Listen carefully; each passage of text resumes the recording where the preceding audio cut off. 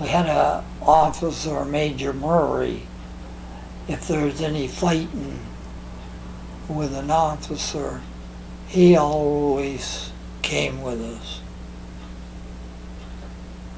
He was a real good man, and him and I, we got along 100%.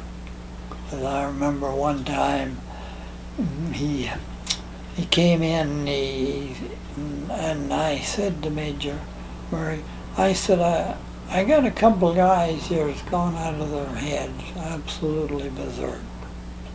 Well, he said, Fred, I've had orders that we cannot take any men back because you don't know if they're lying or not.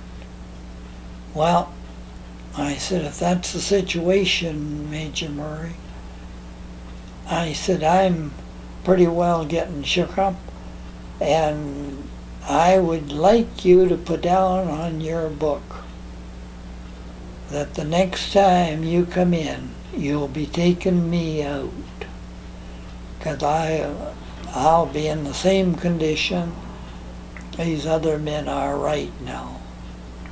He said, Fred, you mean that? And I said, yes, I do. I am not an iron man.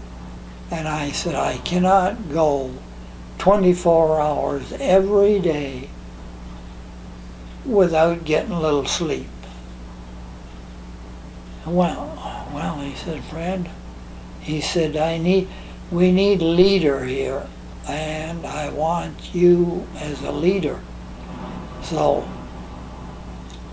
will you get these men's stuff ready and I'll take them out? Wow. So it worked. You listened to you. Well, I couldn't, these guys were berserk. They weren't bluffing, they weren't. How did they act? Absolutely out of their mind. The one guy, whenever I'd make a move or get out of the trench or anything to move, he grabbed me just like a child, wouldn't let go, you know, and I would have got killed in no time flat. We had a vehicle, an armored vehicle, and at one time we had a driver, and he would take the vehicle and keep up to kind of where we. Then something happened and he disappeared. I don't know if he got killed or what happened to him. But he wasn't able to drive. Then we would leave our vehicle and go to wherever we're digging in, and we would maybe wouldn't see our vehicle for a day or two.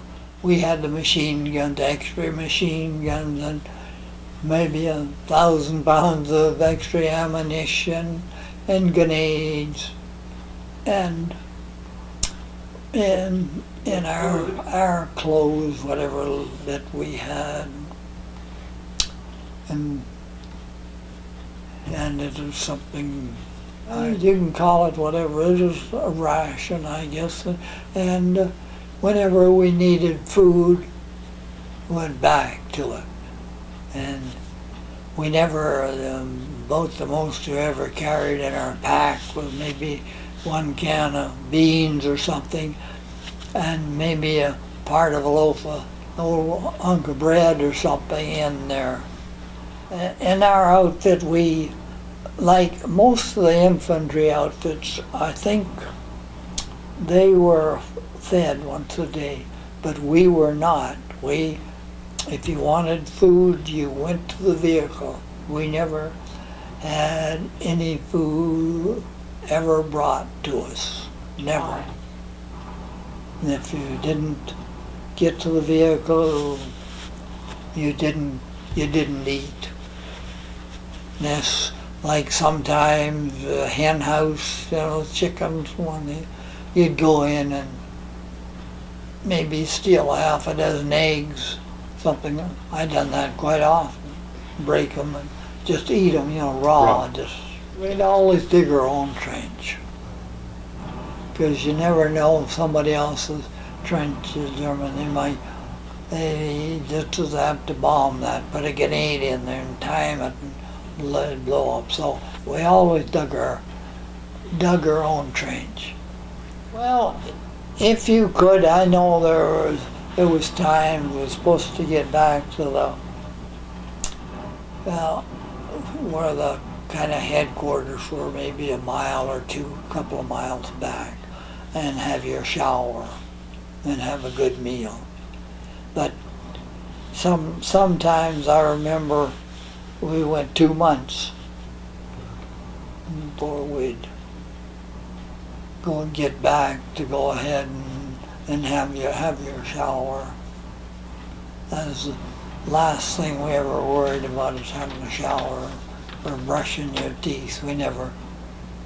My teeth were so bad when I was finished the half, I had to get a lot of work done on my mouth. Yes.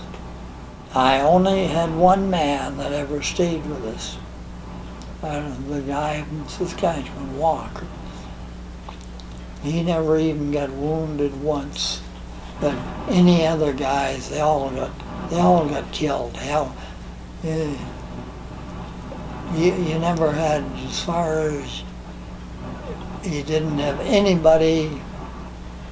They told me when we went in, I don't go with any friends. Do absolutely to have any friends, to go ahead and get friendly with anybody. That was a no-no.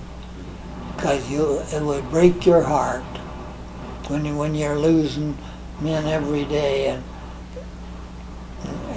and you don't want to get jumped. Well, this looks like when I was a few years younger, I guess. Looks like you've got an army outfit on there, I guess. Something I haven't wore for a long time. I don't think I have too much anything that looks like that anymore. Leather boots, yeah. Yeah, and we had a big gray, coat you could wear. And we had the one thing we always took was a tarp you could drop over yourself. It had a head built in, a head, and it would go down, and you could tie it. Very, very useful when it rained, because it rained quite a bit over there and one thing and another. And if you had to lay on wet ground and things like that, it was a very, very good thing.